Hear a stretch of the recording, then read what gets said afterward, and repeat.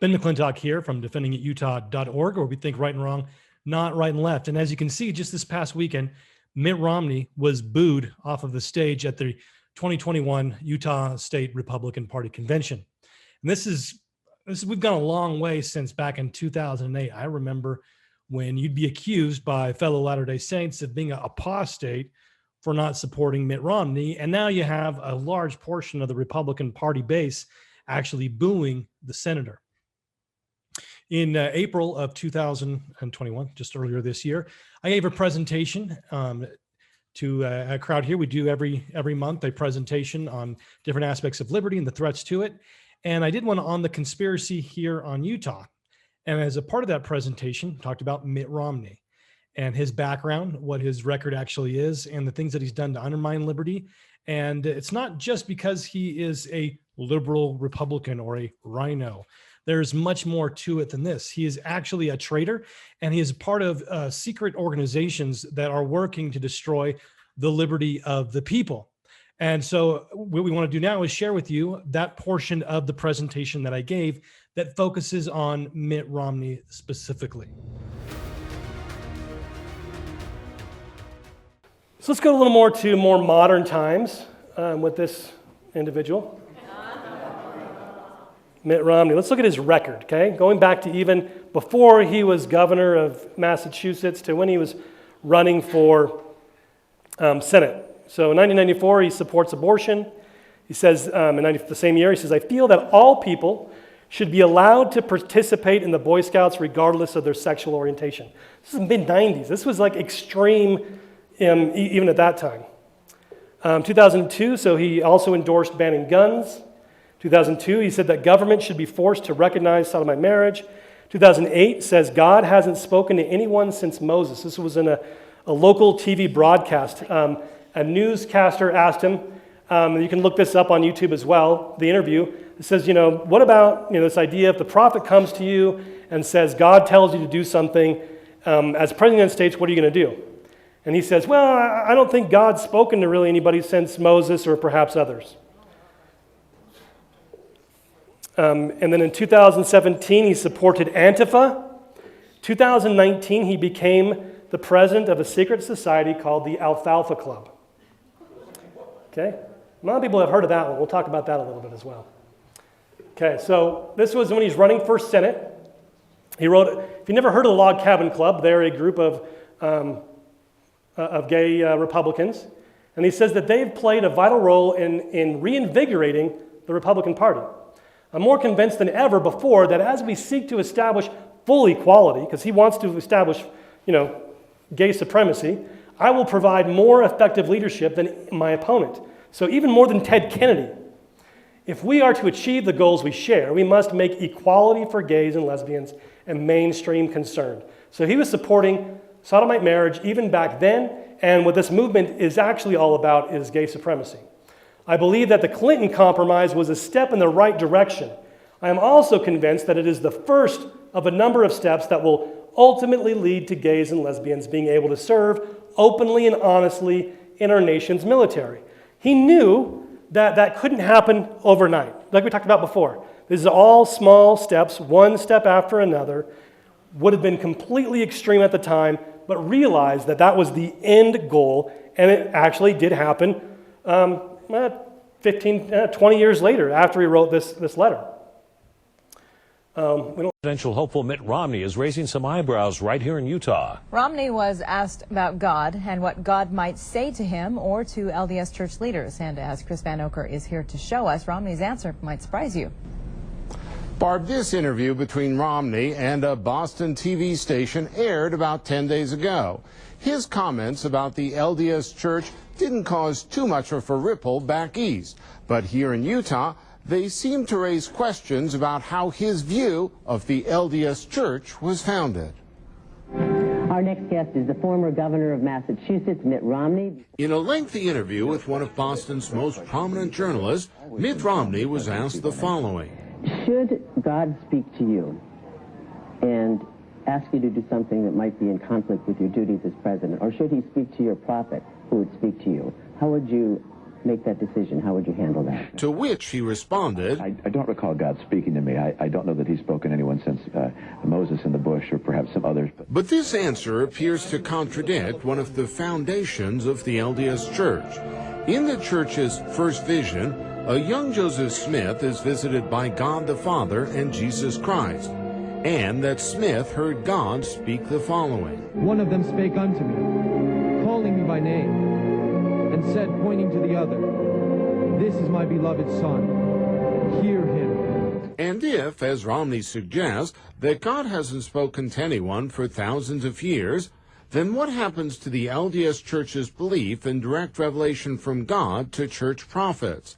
Now, just in 2017, this was what was going on. There was all of the different things where they were tearing down statues, all the big Antifa riots. He says, they're not the same. One side is racist, bigoted Nazi.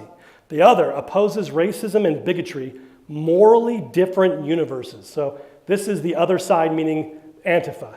So these were the people that he was saying were morally superior to the other side. These were the team that he was supporting. Okay, so now we go to Romney. This is KSL. Romney is president of a secret society in Washington. Senator Mitt Romney of Utah has been named the president of the Alfalfa Club in Washington, D.C. He has been a member of the secret society, which includes politicians, business leaders, and billionaires since 2015. This is a secret society. Romney takes over from another former Massachusetts politician, John Kerry. Okay? So now you go to the mainstream claims. If you go to Wikipedia to try to find out what is this Alfalfa Club all about? What is the secret society all about? So their only purpose, they say, our only job here is once a year we're going to celebrate the birthday of Robert E. Lee. Okay, the secret society to celebrate the birthday of a Confederate general with mainstream politicians like John Kerry and Mitt Romney. And Confederate general, we're celebrating the birthday of a Confederate general. And Obama is a member of this and attends their celebration, right? Wouldn't the mainstream media, if this is their purpose, is to celebrate this, the racist, Confederacy, wouldn't they be going after these people and saying that, why are they celebrating this racist person? So it just doesn't even make sense that this is their only purpose. We're a secret society. Their membership. It's limited to elites in government, academia, and business. It's invitation only. If you have to apply, you're guaranteed to not be accepted. It's limited to 200 members at a time. And among these members, we have Joe Biden, Bush Sr. and Jr., Nelson Rockefeller, Mike Pompeo, Colin Powell, Condoleezza Rice, Henry Kissinger, Donald Rumsfeld, Orrin Hatch, Chuck Schumer, Mike Bloomberg, Jeff Bezos, Bill Gates, and Bill Marriott. So again, right, we've got to avoid the false left-right paradigm where we're thinking Republican good, Democrat bad, because this is a bipartisan game to destroy your freedom and to make you think that one side is better than the other. New members are only accepted when another member dies. Okay? So if you want to get in, you've got to be invited, and you've got to wait for the next guy to die. Okay?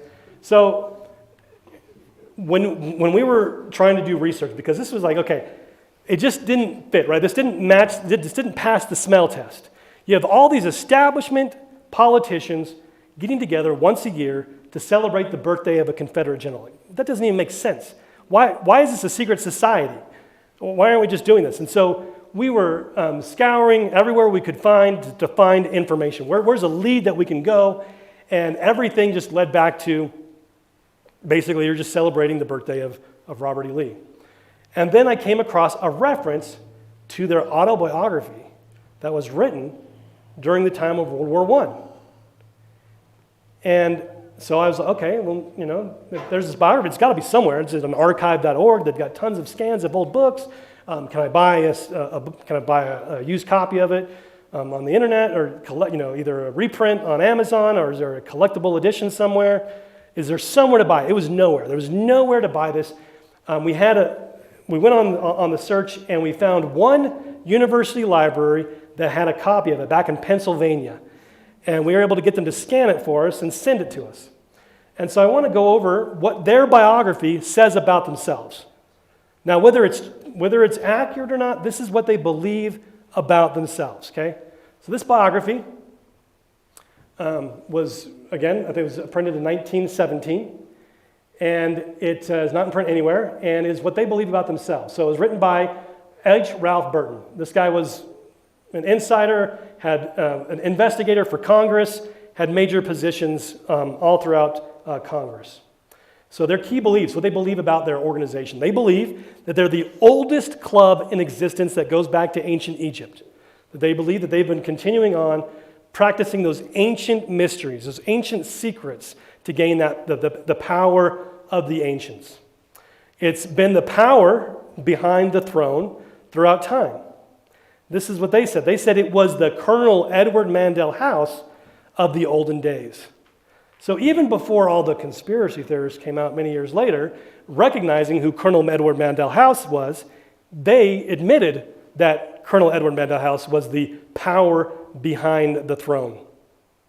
Their documents were that many of the major wars throughout history were about whomever had control of the Alfalfa Club documents won the wars.